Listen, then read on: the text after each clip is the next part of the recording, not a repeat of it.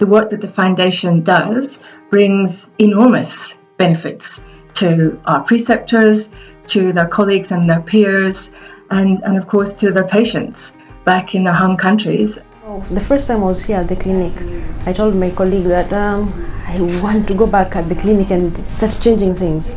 I'm a physician living the days when CML was not treatable and curable. And then I assisted to the first patient properly treated. So I am lucky as a person and a professional.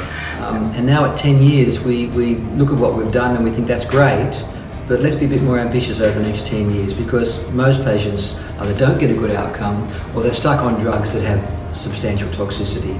So we want to do more.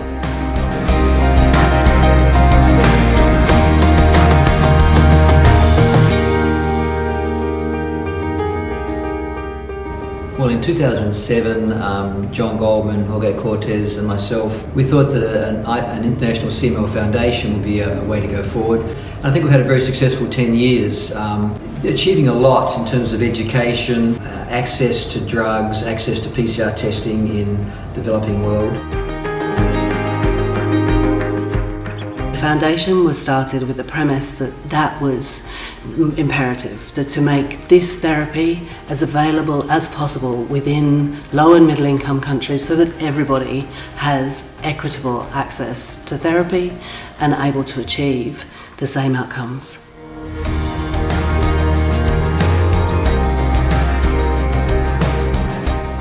This networking is really a wonderful creation, and hopefully in the future will be maintained to extend education, to extend the possibility of monitoring the disease, to give the opportunity to young doctors to attend other centers and to learn about, to create a network of persons around the world working on the same job.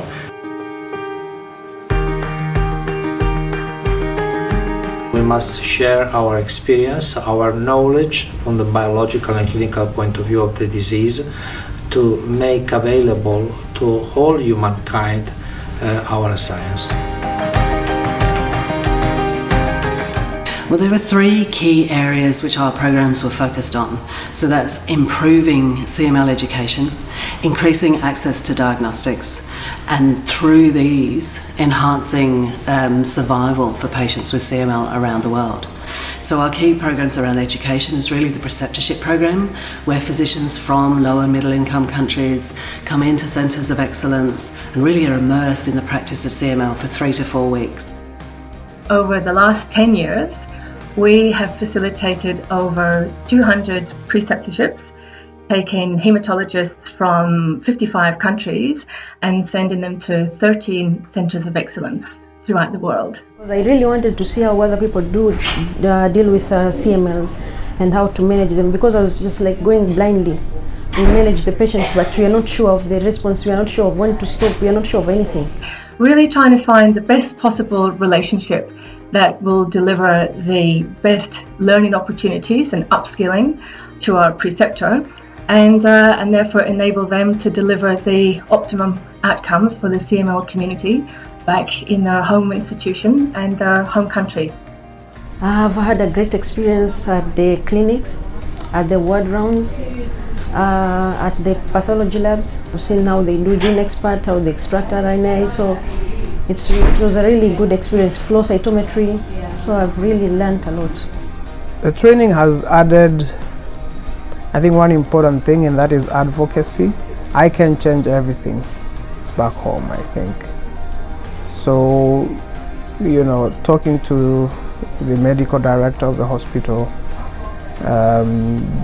many other stakeholders on the importance of having our own gene expert cartilage bought by the hospital for CML patients, I think will be an added advantage. At the core of our communication is our online education platform. This has been evolved into a high quality and continuously expanding online educational resource over the past years. Clinicians can share their interesting or difficult CML case for discussions with CML experts all around the world. On the virtual education program, we offer a series of webcast presentations from leading hematologists. These presentations provide up-to-date information on treatment advances and on best practice management of CML, including disease monitoring and new therapies.